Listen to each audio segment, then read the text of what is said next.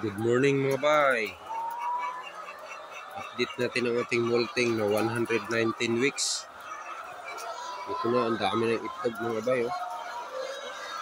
Malalaki na kaagad. Abi oh. Bumabawi kaagad sila.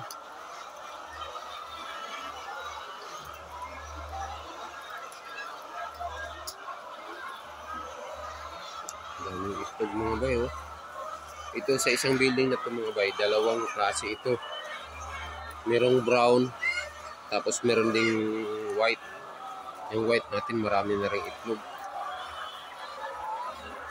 Tingnan natin mamaya yung ating white mga bay.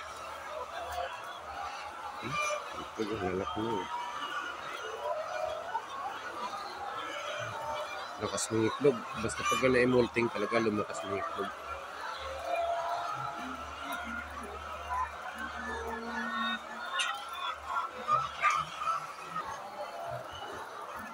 Yan mga bay. Lumakas ng molting na dalawang klase. Brown at saka puti. Yung puti natin yung dami rin. Dami na rin itlog. Maganda talaga pag na-molting yung mga matatangkang manok kasi ano yan, parang marirefresh yung kanilang katawan.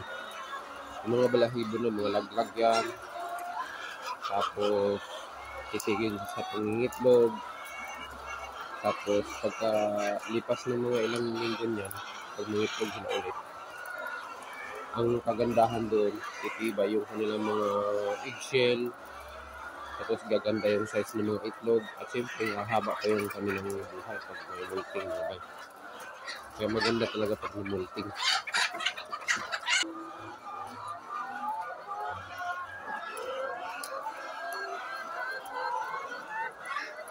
So mga bay, ito pala yung ating molting.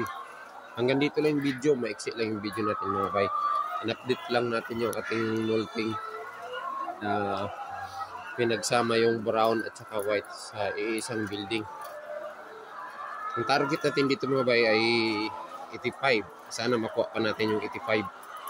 Pag molting 85, kung ikumpara mo sa mga batang manok, para ka rin naka 95 nun, 94. Kaya abangan natin ang magiging ending ng kanyang paglalabas ng production.